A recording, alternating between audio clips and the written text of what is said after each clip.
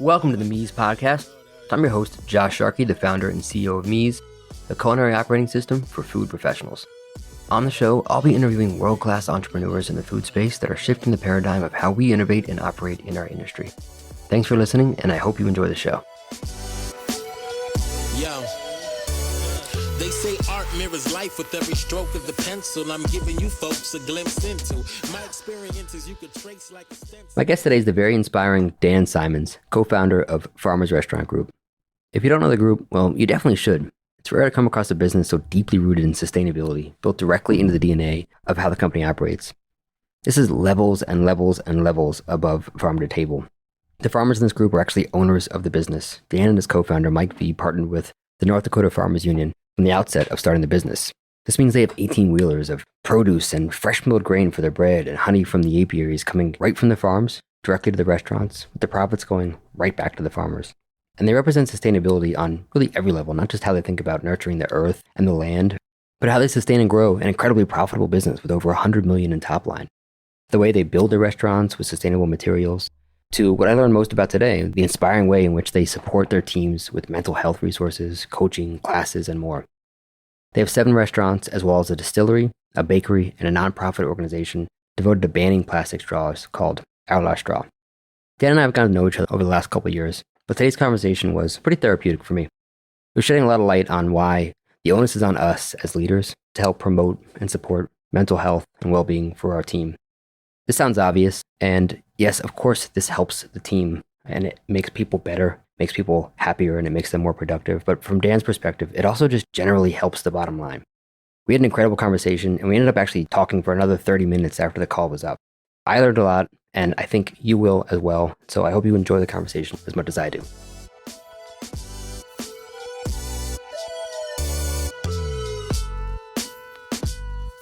This podcast is brought to you by Mees, the culinary operating system for food professionals. As a chef and restaurant owner for the past 20 years, I was frustrated that the only technology that we had in the kitchen was financial or inventory software. Those are important, but they don't address the actual process of cooking, training, collaboration, and consistent execution. So I decided if it didn't exist, I'd do my best to get it built, so the current and next generation of culinary pros have a digital tool dedicated to their craft. If you're a chef, mixologist, operator, or generally if you manage recipes intended for professional kitchens, Mees is built just for you.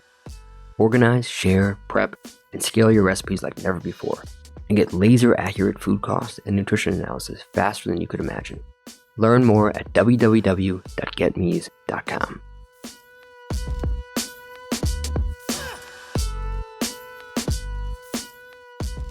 Dan, welcome to the pod. Josh, I'm glad to be here, man. I'm so excited to have you on. I first learned about founding Farmers through your partner, Mike V, maybe like 15 years ago. I don't know if you knew this. We did a project together for an Indian restaurant. I think it was about 10, 15 years ago, because you guys also have a consulting firm. Yeah, that's right.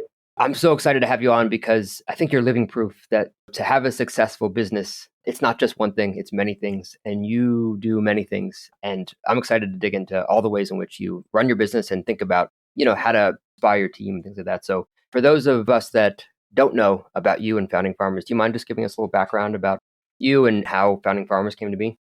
So at this point, Mike and I, so Mike's my business partner, we have 7 restaurants based in the DC area, but DC, Maryland, Virginia, Pennsylvania. What makes the company unique is that our business partners who own more of the company than we do are American family farmers, both individuals and organization of which American family farmers are members. And so the North Dakota Farmers Union is our dominant partner, both strategically and for capital. And what that means is people talk about farm to table. We're so much just different and deeper than that. This is about where the profit goes, why the company exists, advocacy, market making. It takes us down a lot of roads of what matters to what I think of as the backbone of America, independent family farmers. Farmers are a national security issue. Farmers are a feed the people issue. There's a lot. And so supporting independent family farmers is why our restaurants exist. We have about 1,553 employees right now. We'll do 100 million in sales this year, or at least get on a run rate for 100 million in sales. So these are pretty big restaurants. 250, 300 seats, breakfast, lunch, and dinner, 365 days a year, 10,000 square feet, 13,000 square feet. The kitchens are 3,400 square feet, 3,800 square feet. Add on the bar.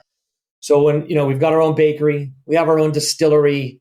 And so when you walk into one of our restaurants, it really should smell like a bakery, feel like a restaurant, and create this experience where we're really going for it. And so that's our mission, and we're not trying to make it easy. And so while some folks are trying to simplify, have less employees, get the robots to do it, stop cooking, outsource it, buy it from someone else produced it, we're making our own pasta and making our own vodka. And if I could sew, I'd be making our own aprons.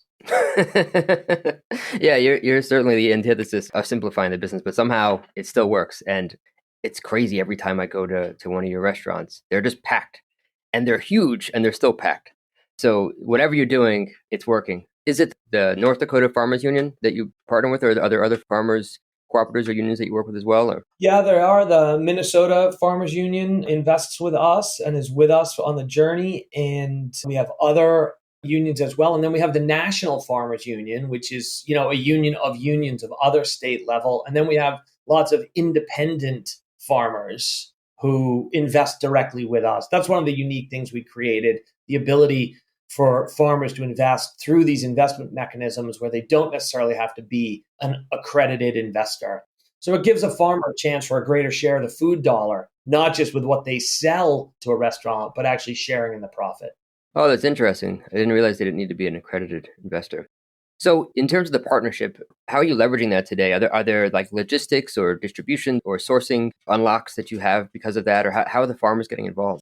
Josh, this is like one of the coolest things, and it's super nerdy, logistical, wonky, so I appreciate you asking about it. So I don't know, we'll find out, I guess, if people want to hear about it, but it's always interesting to me. So we actually, with the partners in North Dakota, have two 18-wheelers. So we are really unbundling the industrial supply chain, cutting out the middleman. And so ask me where I get our honey. And it comes from a small honey producer, these bee farmers in North Dakota. And it comes straight from their apiaries onto our truck. And we run that truck into DC. And then we work with a local distributor to do last mile stuff for us on the daily. And so all of our flour for our bakery comes from the North Dakota State Mill. And the North Dakota State Mill is actually owned by the state, and the profits go back to the general fund supporting education and farmers. And so by owning some of our own trucks, by understanding these steps of what you can eliminate with the middleman, is remarkable. Sugar, honey, we're working on potatoes right now, and we're able to bring this product in directly. And so that's just one example of a way that the farmers are deeply involved with us. I could never, as a restaurateur, have pulled this off logistically. I wouldn't have had the capital for trucks. I wouldn't have the wherewithal to manage the logistical on the pickup end of that. But, we put our heads together, and they're entrepreneurial, and so are we, and we're figuring it out. That's nuts, man. I have to imagine that when you hear the word farm to table, it must rub you rub you the wrong way. I like any time I hear the word farm come out of anyone's mouth, when a chef talks about it, when a guest talks about it, because it is the beginning of a conversation. But of course, when you dive into that, all food comes from a farm. So McDonald's is farm to table. Then there's the implication of what do you mean, right? You mean not industrial scale production.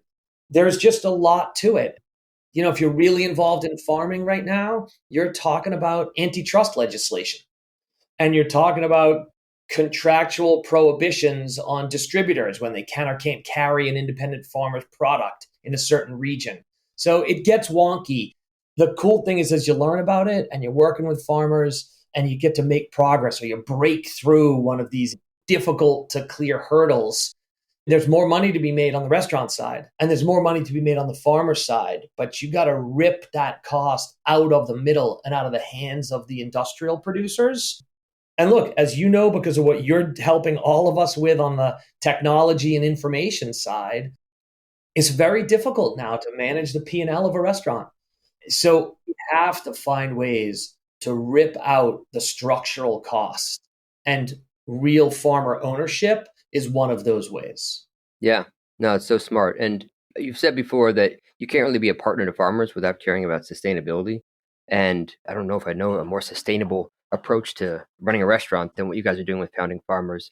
I think what I love about it the most as a chef is I see this parallel between how you approach sustainability in the restaurants, well, with really just any sort of approach to how you instill that idea or that mission in a team or any mission in a team. In the fine dining world, obviously we have these sort of parallels where everything matters, right? It's yes, we're putting out great food, and yes, we have to have the highest quality ingredients and you have to use the best techniques, but it's also the right angle of the six pans are important, and a clean apron matters, and the labels and the way that you label your mise en place matters, and all that matters in its own way, but also it ladders up to a behavior and a belief that you instill in the team by all these habits.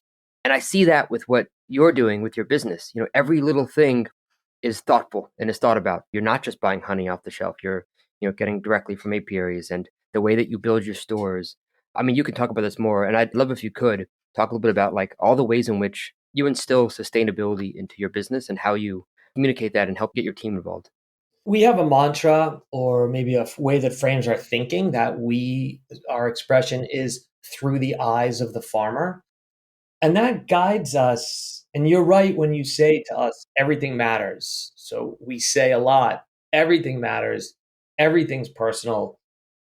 And we see it through the eyes of the farmer. And so when you do that, at least for me, it started to challenge myself on we got to do better. And so when I talk to farmers and I work with farmers, whether it's farmers that own the company with us or that supply us, their family, their kids eat the food they grow. Their kids play on the land that they own. Their kids fish in the rivers or the streams nearby. So you want to talk to someone about sustainability, talk to a farmer that doesn't want to poison their kids. Talk to a farmer that doesn't want to destroy the nutrients in the soil because their plan is to give the land or sell the land to the next generation, right? To have their kids buy into the farm and carry on the business. So you don't have to be an organic farmer to care about health and wellness, right? This conversation just leads to, okay, so climate change matters. Look at the drought. Look at the water consumption. Should we sell almonds? There's lots of these questions. And for me, if I get too wrapped up in the big picture, it's going to like trigger my anxiety and I'm going to think the world is an awful place. And I'm going to be like, oh my God, there's just no hope. Humans are awful. And we need a virus to kill everybody. But there's actually a lot of good humans. And I think that the humans, we're destroying the planet, but we're the ones that can save the planet. And for me, it's just a little restaurateur. I can just do my part person by person. So we look for sustainable practices, which really, Josh, just means less damaging. So telling the truth is important.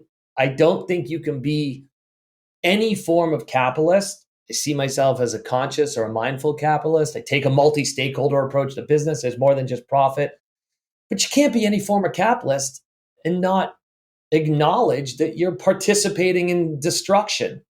So shrimp, you got shrimp on the menu? Yeah, I got shrimp on the menu. What do you use? Oh, I used farm shrimp. Oh, well, that's maybe full of toxic stuff. Oh, I only use wild shrimp, and I'm super proud of that. I only wild harvested shrimp. Really? You ever watch how they harvest and trawl for shrimp? You ever destroy the ocean floor? Right? You ever destroy the mangroves to build a shrimp farm, even organic shrimp farm? So I don't mean to be an emotional spoiler, but I love to talk about sustainability. I just can't talk about it without acknowledging the destruction. And so we can destroy less and we can also repair and rebuild as we go. So I go from thinking about, saving the planet, saving the farmers. Sustainability for me is a farm that can stay multi-generational and the people can stay healthy, not giving themselves cancer, and they're not poisoning their customer and they're not destroying the land. That's a sustainable farm, one that really lasts, hundreds of years. A sustainable restaurant is one that stays in business. I'm just not enamored by some award-winning restaurant that is here for a couple of years and then is gone. If that was the stated goal, fine. But I'm thinking, don't people need a paycheck? Don't you have to be able to count on your job? Don't your employees want to come to work and build a career and climb a ladder and send money back to the country where their family is and raise their kids. And so we want to build a sustainable business that's mindful of the planet, mindful for its people. And that while I wouldn't encourage my kids to go into this industry, I've got 3 teenage boys. They've all worked in the restaurants. I'd love to build a company that we can give the company to the next generation of operators and leaders to take over the company. So long rambling answer, but sustainability for me, like I like to sort of unload all of that thought because I think that's the thread that goes through a business leader, chef, restaurateur, whatever, when you think about sustainability. I love that, man. And I love that you think about sustainability not just in terms of food, but in terms of the business. I always think about the team and how do you continue to promote and grow the team and make sure that they have opportunities to grow without expanding the business? Or is that sort of how you think about your businesses? Is you have to continually expand in order to have opportunities for your team? I don't think you have to grow the business to create career opportunities. Frankly, just the opposite, actually.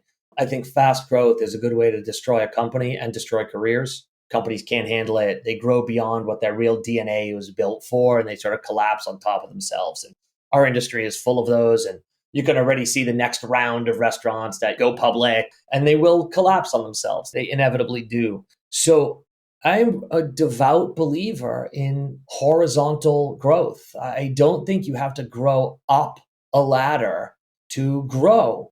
So what do I mean? You can have the same job title and add more skills and ability, impact the business in a deeper, more meaningful way, which includes on the P&L. You create more value for the business can pay you more money. So this is sort of like capitalistic trap lie of we can only pay you so much and maybe we can bonus you so much. And if you're awesome and the business is making more and more and more money and you're maxing out your bonus, it's a bit of a false narrative, right? Like all the profit starts to flow through. Who creates the profit? The team doing the work. And this sort of alleged approach that there isn't more money. The better the team is, the more profit there is, and the more you can pay people. So I can run a restaurant with 2 executive chefs in it. I can run a restaurant with 2 general managers. I can have 2 AGMs. I can have 2 service managers. Don't have to wait for the woman or the man above you to die or get transferred or get promoted. It's our job as the leaders to help people build more skills. I'm 52 years old. I've never seen a restaurant that couldn't be more profitable than it is if it added more talent. I've never seen it. Restaurants just have sort of an endless ability to optimize because you can thrill the guest more, you can grow the check average, you can increase frequency of repeat diners, you can optimize your seating map, and you can expand entrepreneurially your product line, right? So now you're doing dining at home, now you're doing to-go delivery, you're doing experiences, you can do cooking classes. I mean, there's so much you can do as a business if your people have the talent and if you have the drive and the leadership to help them bloom, and there's more money to be made. As you can see, I've never fallen into that trap of you got to wait for the person above you to get out of your way, let alone stick a knife in their back to get a promotion. Yeah, man, I love that. It obviously shows in the way the initiatives that you have in the business. I don't think I've heard that much before when we think about how to grow the team. It's, in the restaurants, the common thing is you have to keep opening more restaurants to have more opportunities for another chef de cuisine and another general manager. But I love that. Do you have things that you do internally to sort of skill up people? Do you have initiatives in place to help people learn more? We teach a lot of classes. So getting the chefs out of the kitchen, getting front of the house managers off the floor, getting folks into a classroom, into a workshop, into something experiential, I think is really valuable. Our industry believes, I think, mistakenly, that it's all about on-the-job training. And it's kind of how we all came up, right? Like it's where you learned, it's where I learned. Yes, some folks go to culinary school, some folks go to hospitality school. There's an academic moment, and then there's get in the restaurant and work. And then, sure, you can go stage at someone else's place. You can go work at another restaurant, but that's still, you've got a knife in your hand or you're busting a table and, someone is giving you feedback. But there's so much to learn to step off of that stage. So we teach a lot. I teach classes to all of our team, building powerful and effective relationships, management 101, personal productivity, time management. These are just examples of classes that I personally teach on a recurring basis. And these are all workshop style, lots of discussion. I don't think people really need to be lectured to. They need to spend a couple hours in a classroom and actually walk out a bit different with a new tool, with a wider lens on something that they're going to take back into the restaurant and do differently. So teaching is a big part of it. Of course, coaching in the moment, there's nothing I love more than being in the restaurant and coaching in the moment. I just know it's not the only way to learn. And frankly, it may not actually be the best way to learn. Yeah.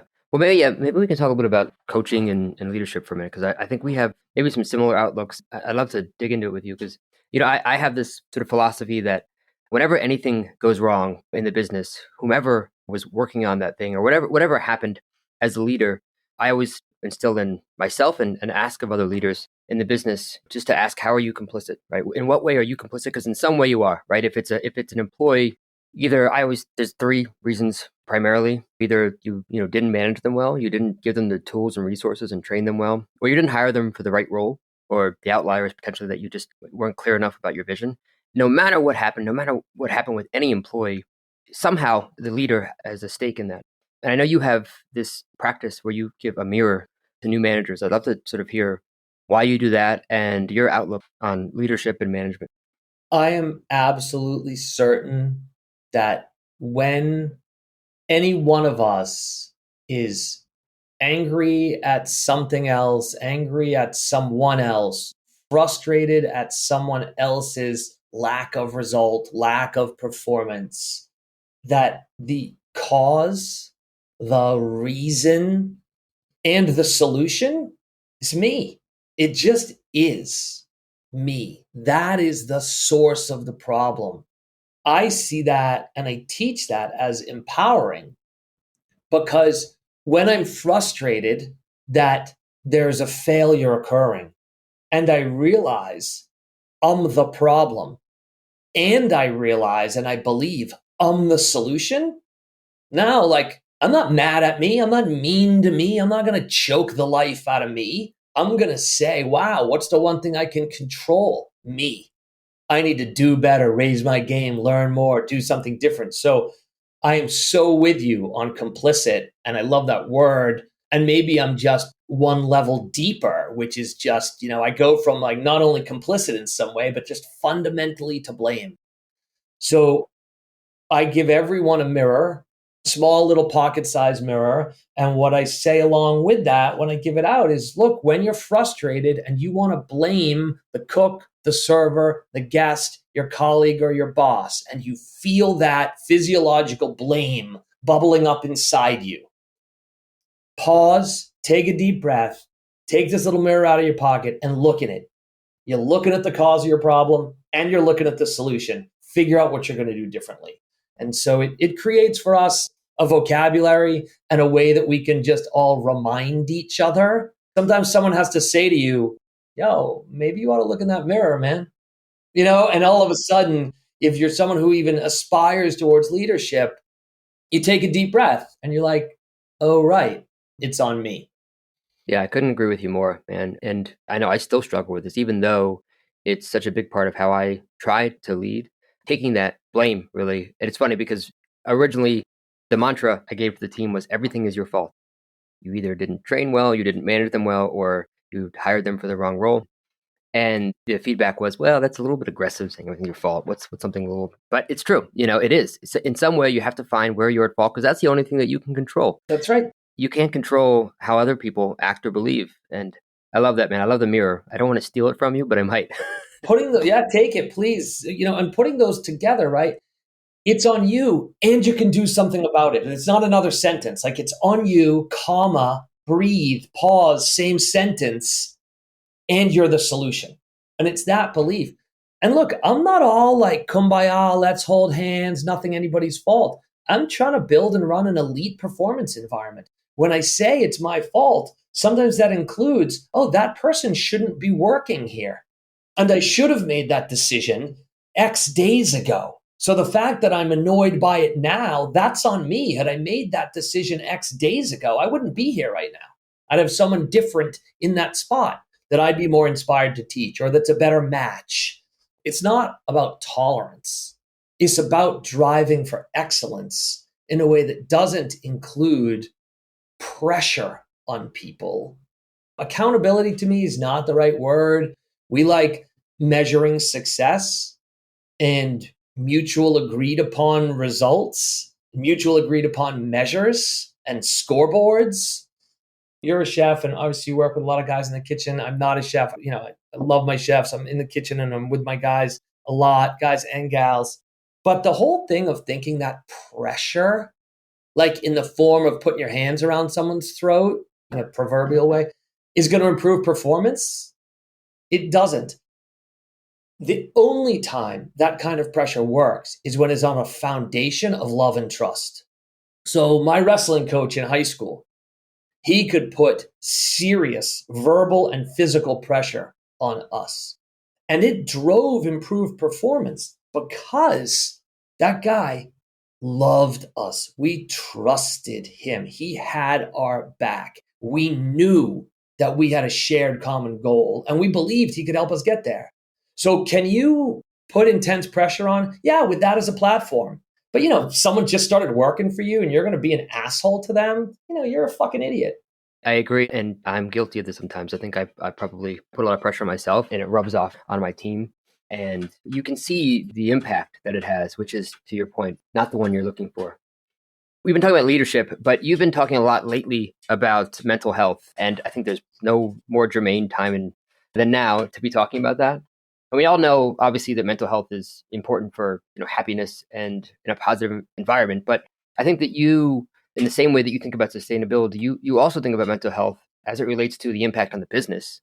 And I'd love to hear what you're working on with that, why it's so important with running the business, and anything else you want to share. I realize I'm not everybody's cup of tea. And so let me just say that some folks don't want to hear about mental health and they're like, oh, it's just soft, or let's just talk about the work and leave your problems at home. Let me say this. Whether you come at this topic because you care deeply and are human-centric and empathic, or you're just a raw, greedy capitalist that wants elite profit, I'm good with either of those perspectives. And I'm telling you, working on mental health in the workplace is a path to profit. So is that my motive? Sure, it's in the recipe, but I just share that to say you don't have to be a mental health advocate for the reasons of caring about people's mental health to actually be a mental health advocate. You can be a raw capitalist. You can be an intensely driven chef that wants results. You can be fanatical about trying to win Michelin stars or James Beard awards and not actually care about the mental health of your people. And once you understand productivity, personal productivity, human productivity, and performance excellence, and you really study it and you learn a bit about neuroscience, you will become a mental health advocate because it is a direct driver of performance, up or down. And so why do I work on it? Josh, I can't imagine not working on it. I've built my career with people, being part of a team. I don't like being alone. Like, I'm a partnership guy. I'm a team sports guy. Yeah, wrestling, for anyone that thinks it's an individual sport, it's individual when you lose. But all that training, hundreds, thousands of hours, you can't become a good wrestler without being part of a team. This is not there. It's not, it's like martial arts. It's who's in the dojo with you. And so the team approach means the quality of your teammates matters, means the performance of your teammates matters, means you care about your teammates. You got to be able to love and be loved to build deep, lasting partnerships. So I bring this all back around to say, of course I care if someone on my team has fill in the blank, depression, anxiety, an eating disorder, OCD, negative thought track, whatever it is. And everybody's got something. Like, I don't know you that well, but we could have a separate 15-minute conversation right now and we could unpack some stuff. And you know what? There's some struggle in there. There's some trauma in there. Like, you just can't have the lived human experience without, and we're all running an operating system. Like, our phones are running iOS or Android. I can't imagine having an Android, but whatever, people have Android, right? So your phone is running an OS. Your brain is running an OS too. Your phone has glitches. It needs patches. It needs upgrades. And so does the OS we're running in our head. So I get a little fired up about this topic because it's just so clear to me that I want my team to be awesome. And I want my team to be there to help me when I struggle. And I do have my own struggles. I struggle with an eating disorder. We could talk about that from wrestling. We could talk about what that means in the restaurant business. And, my business partner knows how to help me. I'm a compulsive eater, and then I will regret that and spend hours ruminating, beating myself up, hating myself, struggling with body dysmorphia. And my business partner knows, like, when we're doing tastings, when we're at food, like, I take my 2 bites, he moves the plate out of arm's reach. Right? He's there to help me with it. He doesn't judge me. He doesn't criticize me. He's just there. So each of our restaurants has, 175, 200, 225 employees, depends on which restaurant. Some have a little bit more than that. And I never look at it like it's 225 people. I look at it, it's 1 plus 1 plus 1. Each person having their own lived experience, each person running their own operating system in their brain. And if we can help them get a little better at being themselves, everybody wins. They win at home, they win at work, the team wins better. So that's sort of how I put it all together. I love that, man. I'd love to sort of double click on that a bit in terms of like tactically how you do that. We talked about wrestling a couple times here, and I'm seeing this correlation between, in high school wrestling, let's say, right? The best teams continue to have the best teams year after year, which you would not assume because it's a high school. So they're not recruiting people. They might be doing a little bit of that. But for the most part, the kids that come up are the kids that come up. But somehow they keep retaining excellence. And that's because they're building this mentality of excellence. And we think about that a lot in sports, and we think about that a lot in businesses as well. But we don't think about building that mentality of mental fortitude. And it sounds like that's sort of what you're doing, is in addition to creating this culture of sustainability, and of course, just like general sort of excellence. I love that you're taking this approach to instilling mental fortitude, mental health in your team, because I have to imagine that then begets more happy people, more productive people, because the higher percentage of them that are doing that, it's going to help the others. So how do you put this into practice in the restaurants? We have a whole playbook. We're systems thinkers. I know obviously you are a deep systems thinker, right? It is the systems that get you the results. So we have a playbook that includes things like providing access to mental health therapist and a psychiatrist. We have them on speed dial. We can get appointments at short notice. If our people don't have our health insurance, we pay for the first couple of visits. We provide free mental health access through the Talkspace app, totally free to our employees and their families, texting and video. And the playbook just goes on. We train our people to recognize signs and symptoms of depression and anxiety or mental health struggle in their colleagues. We have continuous use of conversation, vocabulary to normalize conversations around mental health. So that's like, 4 steps or so of the playbook. The playbook goes on and on and on. And at its core, it's an operations-centric playbook, meaning HR is not the place that rolls out the mental health programs. This is what the executive chefs are talking about. This is what the GMs and the managing partners are talking about. We're talking about mental health. So you want to do a shift meeting in the restaurant? You want to talk about uniforms and food and today's specials and whatever. We're also going to start those meetings off with a legit look in the eyes of each person. How are you? How do you feel? Before we get to the work of the work, let's get to the work of the humans. So if you normalize talks around mental health, my business partner has panic attacks, struggles with anxiety, takes meds for it. Do I think that's a big deal for me to say in public? No, that's fantastic. How many millions of people have that struggle, but yet have been told don't say it out loud?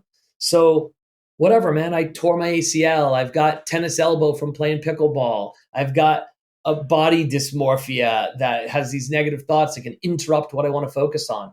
What's the difference? Physical, mental, it's like the one human thing. And so what has worked for us is to write down the playbook of all the ways we are going to address this, work on this on the daily, continuously. Every time we put one of our teams together, town hall, quarterly meetings, big groups, there's always a speaker on mental health. It's so easy in restaurants to always be talking about food, always be talking about beverage. We know how to do that, always be talking about hospitality. So just add one more. Just always be talking about mental wellness. And all of a sudden the stigma goes away. Like the first time you tell someone, oh yeah, I happen to not struggle with depression. I've had some bouts of depression, seen some therapists, but you tell someone that, some people are like, oh, it's like revealing something that maybe seems personal because to them, it's a private thing.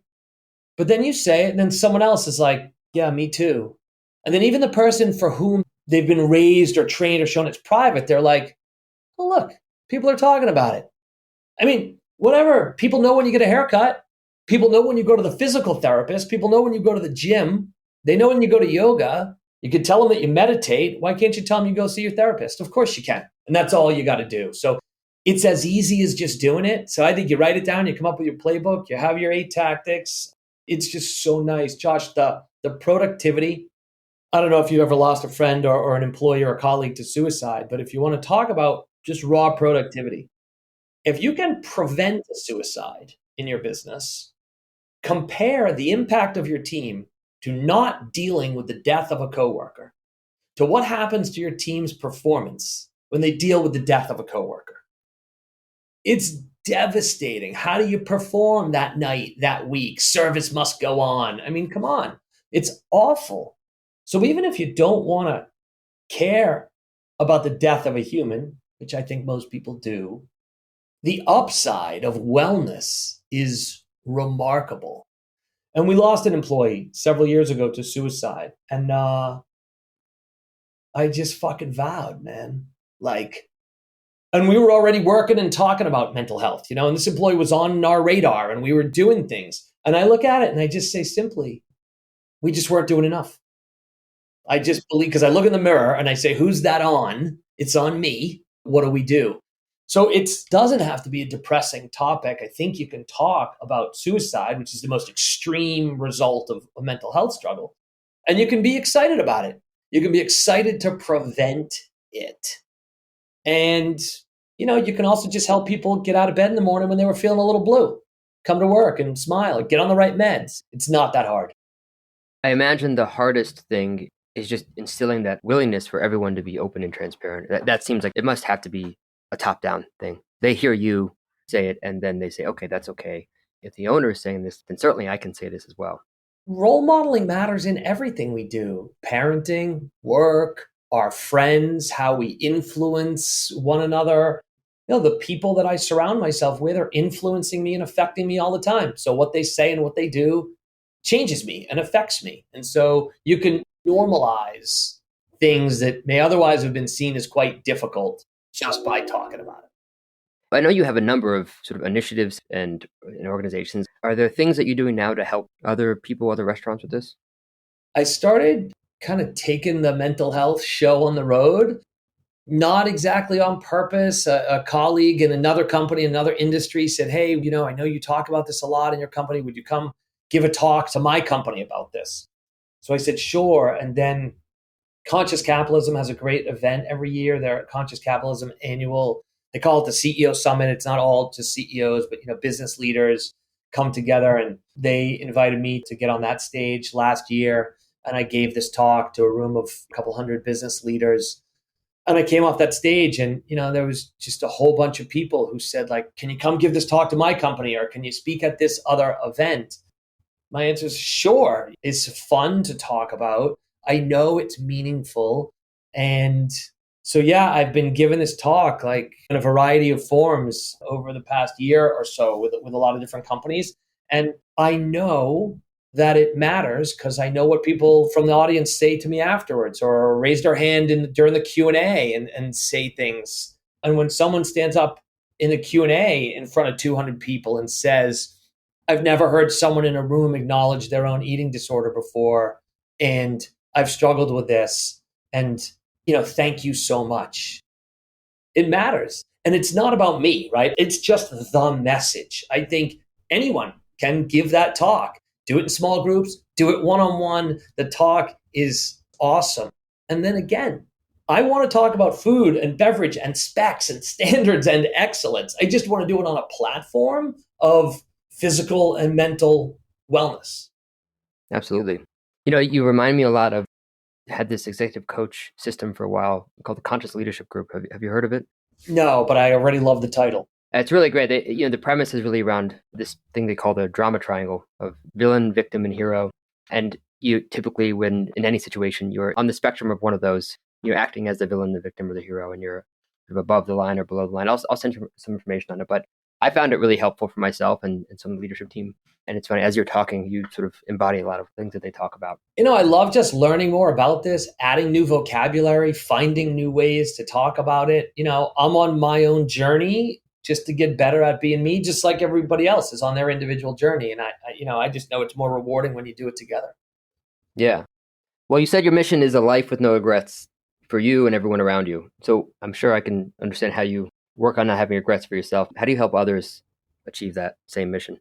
In one of the classes that we teach, I talk quite a bit about the skills and abilities around productivity. And one of those is the skill of foresight, which really connects to judgment and decision making and, putting yourself at that moment in the future and looking back and realizing like, oh, should I have gone left or right? Should I have said that or not said that? Should I have spoken up?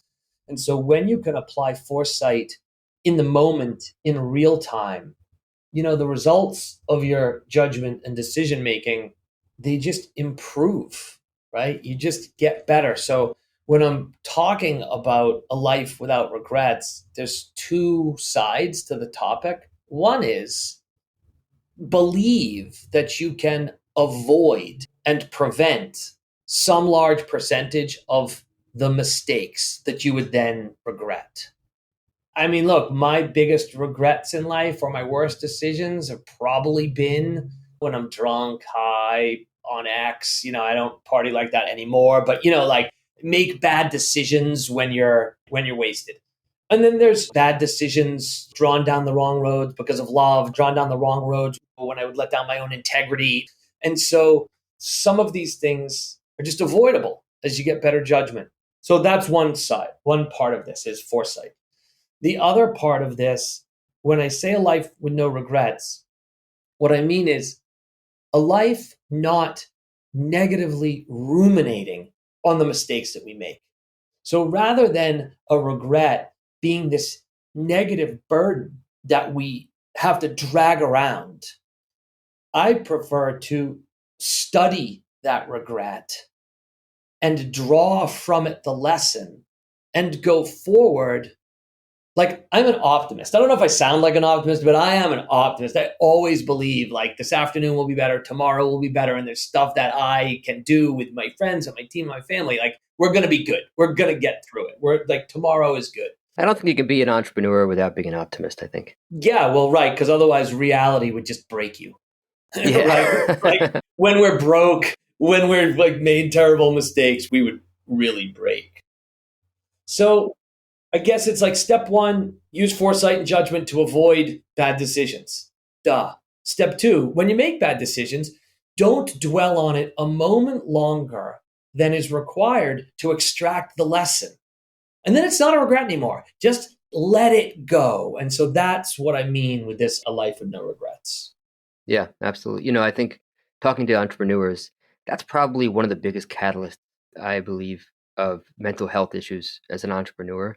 We're constantly making decisions, which means we're constantly making some percent of decisions that are not good ones. And it is really difficult to not dwell on them, given the impact those decisions have on a lot of people, meaning your team, your customers, your investors.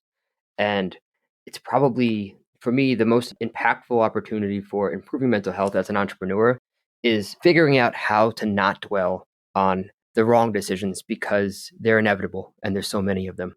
This is really helpful to hear from you, but I'm curious if you agree at all. Yeah, Josh, I totally agree. Look, I look at the company that you're building and what you've done. It's amazing. First of all, I'm grateful, right? Because like your product is remarkably valuable for me and my team. Well, thank you. You're going to make some big mistakes. You got to extract the lesson quickly and move forward, or you're just letting yourself down. And then frankly, you won't win long term, right? So we can help ourselves with this, and we can help all of our colleagues, other fellow owners, chefs, company runners, leaders to this thing is like, don't dwell, man. The construct is simple. What's the lesson? Have you extracted the lesson? Can you articulate the lesson? Do you know what you would do differently? Like, did you just build wisdom? Yes. Okay, great. Fucking let it go and move forward. Because if each of us is just dropping these like bitter regrets into our backpack and dragging it around with us, you want to see the path to really deep depression and anxiety and a permanent struggle, and the world is just gray, is drag all your regrets and mistakes around with you and let them define you. It's a hard road, but you don't have to go that way. So I'm totally with you. Yeah. Let's buy that t-shirt. Fucking let it go. You fired up my morning, man. I appreciate it. I'm really grateful that we're having this conversation. So thank you. I want to ask you, because we're talking about regrets, but I'm going to sort of reverse engineer that. Yeah, and I think about this sometimes. I don't know if it's not a good thing to think about in terms of this framework, but if you had unlimited time and money, what would you do next? I'd start a for-profit business that looks like a nonprofit, but I am a big believer that profit is what creates sustainability, that supports, trains, and launches entrepreneurs who were born into the difficult socioeconomic layer. And I would go city by city. So I love the question because like unlimited. You just told me I have like unlimited money, which to me is like unlimited And time. resources and time. Yeah, I'd go city by city and I'd build local programs to show kids that, all they know is like some version of guns and hunger, that they have entrepreneurial capacity inside them, train them, develop them. And I'd build a business that like replaces the family and replaces the church and replaces the nonprofits and replaces the government. Because while I respect those institutions for what they try to do, we see the outcome in society. It's not enough. The answer will be businesses and business people that elevate society. So that's what I'd be working on. I mean, you're obviously, well, I'm telling you this, whether you know it or not. I think you're a really inspiring guy. And it sounds like you mentor a lot of people. But do you have any mentors of your own or people that inspire you? I definitely find inspiration every day, but probably not in the types of mentors that maybe the question would naturally lead to. So I've got a prep cook in one of my restaurants right now. She just got a cancer diagnosis, for one of her young children. I will be inspired by her struggle and journey. I see what people do to get through it, to have the odds and the decks stacked against them. And I take my inspiration and motivation. And I'm not talking about motivation to help someone. That's a different thing. I'm talking about actually watching someone go through the hardest, most difficult stuff. And that's, I would say, where I get my inspiration at this point. Again, like I said, I'm in my 50s. I don't really look up at anyone, because if you look up at someone, they just have to look down at you. I'm much more just, we're all at the table. We look across the table. It's the same level. I certainly admire the results that I see people get, like, wow, that's amazing. I think I just know enough to understand that someone's results can be amazing. It doesn't mean they are amazing. And it doesn't mean that somehow their amazingness makes anyone else any less amazing. And so I guess I'm really thinking about the question. Look, I've had mentors along the way. If you want to name, I can tell you Stephen Covey, right? I was like 21 when I read 7 Habits of Highly Effective People, and I built my career on that book. I met him once. He never knew me. He's obviously not alive now, but that's a mentor. Tom Dakotas, amazing thinker in our industry about hospitality and leadership and team building. He's a great mentor and friend. So I do have some folks like that, that are near to me and far to me. But mentorship and inspiration on the daily comes from the people that I see around me. I think we have a similar outlook there as well. I have a mantra I tell myself all the time, never take anybody's advice, but index everyone's, because, I love it. I love it. everybody has something that works for them and it might work for you, and you want to index that and understand it. But in my opinion, wholesale taking someone's advice or listening to someone and just adopting exactly what they've said, well, then you're not them. You don't think the way they think. You don't have their background. You don't have their thought process, and you'll have a different outcome. And it doesn't mean it's bad advice, but advice in general, I think, is in the same way that is mentorship, is one of those things that we're meant to absorb it all, but not directly act upon any of it. Josh, I love that. If you're okay, I'm going to steal that from you. Please, yeah. You can talk to people about my mirror. I'm going to talk about that because I think it's why I pause when I talk. Sharing advice is dangerous, right? And it sort of implies that you're telling someone what to do because you know best. What I try to do and what I enjoy listening to is when people share their experiences. And then it's on us, the listener, to absorb that, as you say, index it all, and then find a way to apply it or not apply it. And it's nicer to receive someone's shared experiences than to feel like someone's advice is raining down on you. And then if you don't take it, it feels awkward or wrong. And so I think sharing experiences and then as the listener indexing that, I'm just like repeating your words so it like etches into me. So I'm indexing right now as I think about this specific construct. So thank you for that. Good. I appreciate that. Well, this was amazing and even better than I would have hoped. So thank you for the time. Is there anything else you want to share with the audience or anything you want to leave us with? I'm grateful for the conversation. I'm learning as I go. And I would just say to the audience, to anyone, the door to my restaurants are always open. The door to our kitchens is always open. The door to any conversation about leadership or support, or you want to talk about mental health in your workplace, or you want to talk about your own mental health, text me, reach me through my website, whatever it is. If I can help anybody else anywhere in our industry, I mean, anywhere at all, but I love our industry and it's full of good people and we all need each other's help and support. So I guess that's just my final thought is my door's open. I love that. Well, talking about advice, everyone listening here, Dan has one of the most successful restaurant groups I've ever encountered. So everything that he said today, it is advice, but I advise you to take it seriously. So Dan, thanks so much, man. This was awesome and excited to catch up again soon. Thanks for having me, Josh. Take care.